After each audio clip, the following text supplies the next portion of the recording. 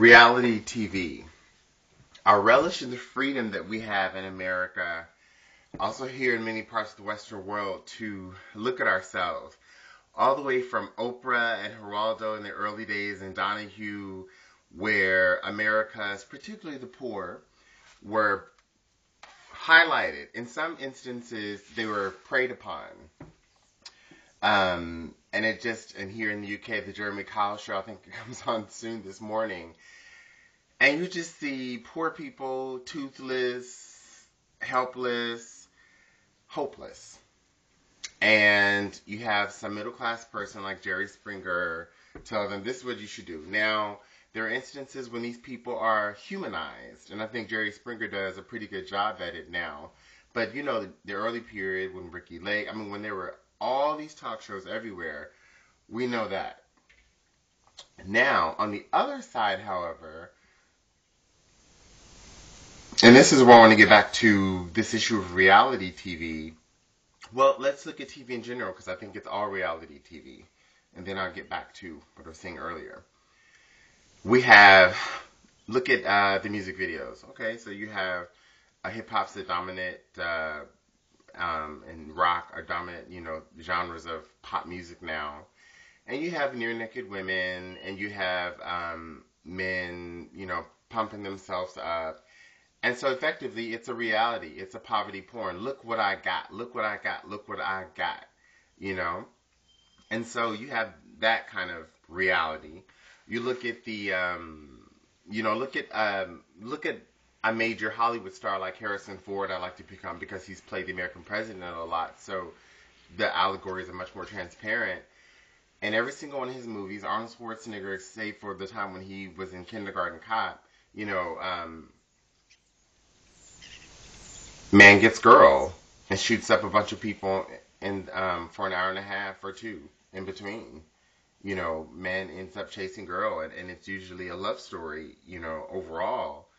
And I find it interesting that that's our most dominant, that's the theme of most Hollywood movies. So that's a different kind of reality. The violence, the selfless love, all those things, and it's usually someone who realizes their own potential through the movie, through the narrative.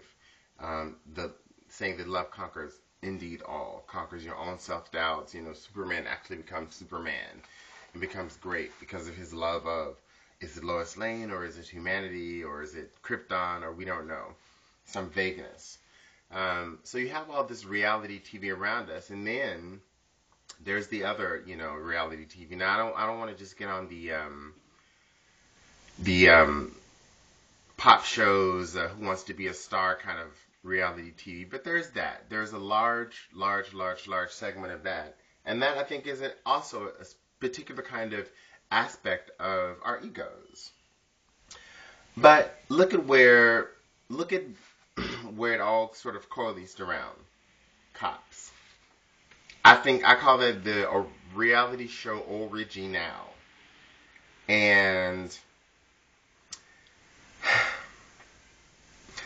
it's poverty porn at its best. It gives you the impression that, it's somebody else. It's some pariah on society that's doing that, and our system is working great, and we're all fine, and I think Cops had its time and its place, and again, here in the UK, there are so many of them, and there's so many iterations of Cops, and, and criminal shows, and like America's Most Wanted, for example, has a genuine, narrative of we're trying to help stop crime as opposed to just show crime. So there are some differences, but that sort of, and if you look at the totality of our reality programming, it's this issue of dominance and subordination, and so who can become who's the underdog, who can become dominant, and the transformation, is a human story. However, I really do contest this idea that it's always a battle, that our struggles are always about competition and not negotiation or cooperation or, unity. The sorts of things that you started to see in the post 9/11, like when you look at Spider-Man, and how the end of the last Spider-Man was like, get the Sandman, And but in order for everything to really come to place, Spider-Man had to build coalitions. He had to forgive. All those values. The exact same thing that we saw in the Harry Potter that came out that same year. Harry Potter's a star.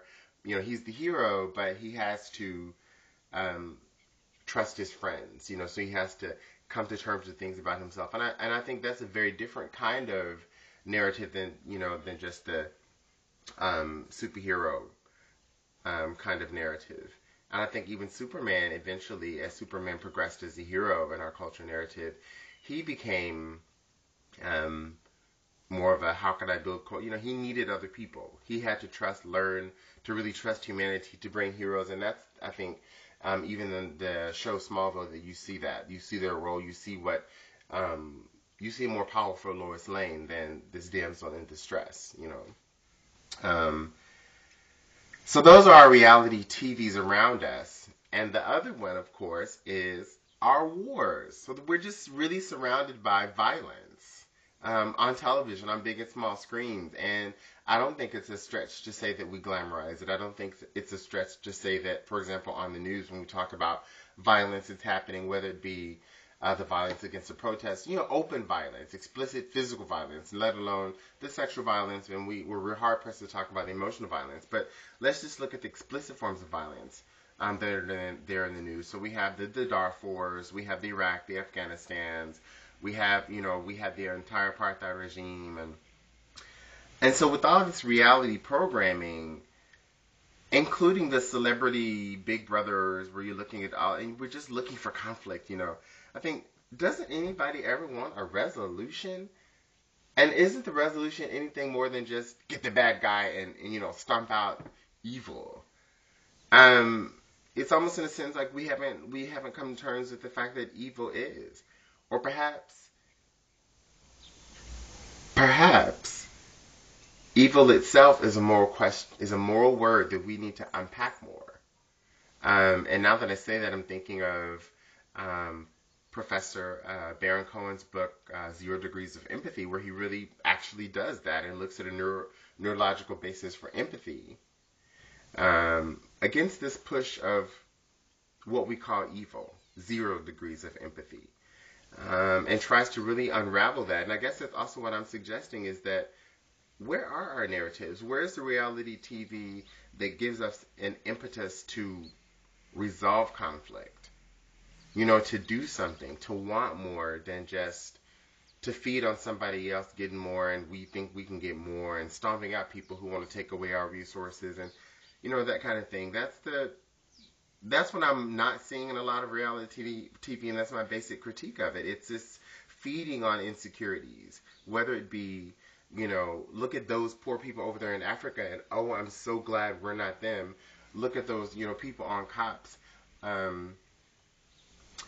and they're on the other side of town, and they're dark, or they're poor, or they're this, or that, or the other. How the long litany of things that we reason that make us law-abiding and upstanding citizens that really makes reality TV just pornographic for us. Soap operas. We look at the lifestyles of a group of people who live in a very small few counties in the country that have a concentrated amount of wealth where they have private jets at their disposal. And what do? We look at their love lives. We look at them betray each other over years and years and years. We just look at ugliness. And while I do think that there is room for ugliness in fantasy and seeing and understanding ourselves, and as an artist, I certainly work with the ugly. It's often why I work in masks, because I want people to not just look at the beauty of performance, but also the ugliness of what we're talking about. When you performed a song like Strange Fruit, it's really beautiful, but it is really ugly, for example, Pirate Jenny. So there is a space for the ugliness, there's a space for the erotic, there's a space for et cetera, et cetera, et cetera, et cetera, but we only have the hedonistic, the erotic consumers. We only have this devouring of the other. And it causes me angst, frankly, when I think about raising children in this environment and how to teach them something different. and they're constantly surrounded by it. And in fact, the modes of consumption are even more personalized, narrow. You might be watching this alone by yourself, whereas 15 years ago, even to access a video image, you had to do so with other people, perhaps even with their consent. Hey, can I change the channel? Or, even just that kind of negotiation. All of that is eroded and erased, and it has given us major access to, information and ideas and ability to interconnect. And so I think this is part of the discussion. This has really opened up for us. This is the reality TV of now.